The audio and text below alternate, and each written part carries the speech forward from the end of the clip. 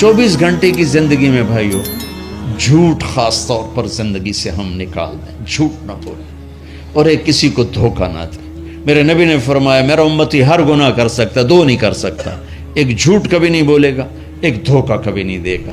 تم جھوٹ نہ بولیں، دھوکہ نہ دیں، ظلم نہ کریں، زیادتی نہ کریں۔ ظلم و زیادتی سے اللہ کا غضب حرکت میں آ جاتا ہے۔ میرے نبی نے فرمایا من آذا ذمیا فقد آذانی، جس نے کسی غیر مسلم کو بھی دکھ پہنچایا تو اس نے مجھے دکھ پہنچایا، جس نے کسی غیر مسلم کو دکھ پہنچایا اس نے مجھے دکھ پہنچایا۔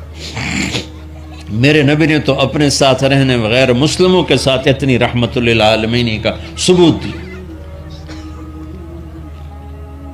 ہم ان کے برتن بھی الگ کرتے، وہ برتن کو ہاتھ لگانے میں کہ دھو، برتن دھو کے لاؤ، اتنی نفرت کا اظہار۔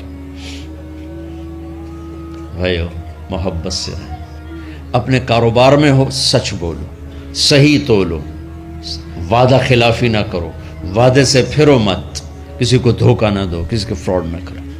بازار کا دین سچائی ہے، صحیح تولنا ہے اور دھوکہ نہ دینا ہے۔ گھر کا دین ماں باپ زندہ ہیں، ان کے پیر دھو لو، ان کی دعائیں لے لو۔ گھر والے ہو اپنی بیوی سے حسن سلوک کرو، گالی دینا، تانے دینا، طنز بولیاں، اپنے گھروں کو آگ نہ لگاؤ۔ ہمارا جوائنٹ فیملی سسٹم ہے، ماں باپ کو اپنا مقام دو، بیوی کو اپنا مقام دو۔ ہمارا سسرالی معاشرہ ظالم ہے، درد سے کہہ رہا ہوں ظالم ہے، ہمارا سسرالی معاشرہ ظالم ہے، چاہے دیندار کہلاتے ہوں، چاہے دنیا دار کہلاتے ہوں، چاہے پڑھے لکھے کہلاتے ہوں، چاہے ان پڑھ کہلاتے ہوں، ظلم ہے۔ میں کہاں سے اس کی تعویل کروں؟ اگر ماں باپ کی طرف سے زیادتی ہے اپنی بیوی کو بچاؤ، اور کہیں بیویاں ایسی زوردار ہیں کہ وہ گھر کو آگ لگانے پر آئی ہوتی ہیں، اگر بیوی زیادتی کرے تو ماں باپ کو بچاؤ۔ یہ تمہارا کام بیچ میں ایک پل بننا ہے، دونوں رشتوں کو جوڑنا ہے۔ جس طرف بہنوں کی طرف سے زیادتی ہے بیوی کو بچاؤ، بیوی کی طرف سے اپنے دوسرے رشتوں کو بچاؤ۔ ہم اس میں افراط ہوتا یعنی کمی زیادتی کا شکار ہیں۔ کچھ ماں باپ کے پریشر میں بیویوں پر ظلم اٹھا دیتے ہیں، اور کچھ بیویوں کے پریشر میں ماں باپ کو ذلیل کر دیتے ہیں۔ یہ دونوں انسانیت سے دور کی چیزیں ہیں۔ بھائیو اپنے نبی کی زندگی پڑھو۔ اللہ میرے نبی کی ایک حدیث سناؤں۔ میرے نبی نے فرمایا یہ جو میرے مدینے والے لوگ ہیں نا، یہ بڑے اچھے ہیں۔ ان کے گھر میں جب کسی کی ڈولی اترے نا تو اسے یوں لگتا ہے جیسے میں اپنے ماں باپ کے گھر ہی آ گئی۔ یہ چند دن پہلے میں نے حدیث پڑھی تو مجھے بڑا مزہ آیا کہ میرا تو مستقل مضمون ہے، بیان کرتا رہتا ہوں۔ آپ نے فرمایا کہ یہ جو میرے انصار ہیں مدینے والے، ان کے گھر میں کسی کی ڈولی آ جائے تو اسے یوں لگتا ہے جیسے اس کو اپنے ماں باپ اور ساس سسروں میں کوئی فرق ہی نہیں نظر آتا، کہ یہ ایسے اچھے اخلاق کے لوگ ہیں۔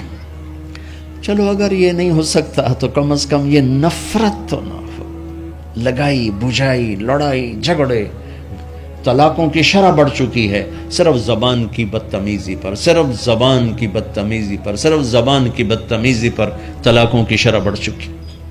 بھائیو اپنے اخلاق سے اپنے رشتوں کو جیتو۔ ماں باپ کا دل جیتنا ہے، بہن بھائیوں کا دل جیتنا ہے، اپنی بیوی کا دل جیتنا ہے اچھے اخلاق کے ساتھ۔ بیوی کے ذمہ خاوند کا دل جیتے اچھے اخلاق کے ساتھ، ساس سسر کا دل جیتے اچھے اخلاق کے ساتھ، اپنے بہن بھائیوں کا دل جیتے اچھے اخلاق کے ساتھ۔ میرے رب کی قسم تم چپ رہنا سیکھ لو، عزت تمہارے قدموں میں آ کے گرے گی۔ جواب نہ دو، چپ ہو جاؤ، اللہ عزت تمہارے قدموں پہ لا کے کھڑا کر دو، تمہارے قدموں میں آ کے اللہ عزت کو گرائے گا۔ اولاد کو عزت دو، اولاد کو عزت دو، اولاد کو عزت دو، ان کو ٹائم دو، پھر یہ ساری زندگی تمہارے غلام بنے گے۔ 3 سال کے بچے کو اسکول میں دھکا دے دیا، آیا تو ٹیوشن والے کے پاس بھیج دیا، اور خود اپنے مزے کیے، تو یہ اولاد کبھی تمہاری نہیں ہوگی۔ انہیں ٹائم دو، اور اولاد کی خواہشات کا خیال کرو۔ ان پر ایسے ماں باپ ہونے کی ایسی دھونس مت جماؤ۔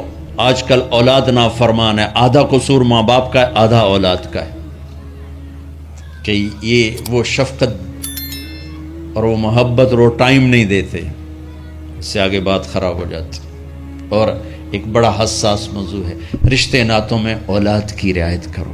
اپنی اولاد کی پسند ناپسند کا خیال کرو، ان پر مسلط مت کرو۔ اولاد سے کہتا ہوں کورٹ کی شادیاں نہ کرو، عشق معشوقی کی شادیاں نہ کرو، یہ 99.9% ناکام ہو جاتی ہیں۔ زندگی اور چیز ہے، عشق معشوقی اور چیز۔ اپنے ماں باپ کی دعائیں برکتیں لے کر شادی کرو۔ لیکن ماں باپ سے کہتا ہوں اگر کہیں بچی کہہ دے میں نے نہیں کرنی یہاں، تو اللہ کے واسطے اس کی رعایت کرو، اس کو گائے بھینس نہ بناؤ کہ جس قلے نال مرضی جا کے بن چھڈو۔ انسان ہے، جانور نہیں ہے، انسان ہے۔ زندگی جس نے گزارنی اس کی رعایت کرو، اس کی رعایت کرو۔ اولاد سے کہتا ہوں ایسے لو میرج اور گرل فرینڈ بوائے فرینڈ ہمارا کلچر نہیں ہے، یہ ہلاکت اور تباہی کا راستہ۔ میں قربان جاؤں میرے نبی کہ صاحبزادی جنت کی عورتوں کی سردار کا رشتہ آسمان پہ طے ہو چکا ہے کہ علی کے ساتھ کیا جائے گا۔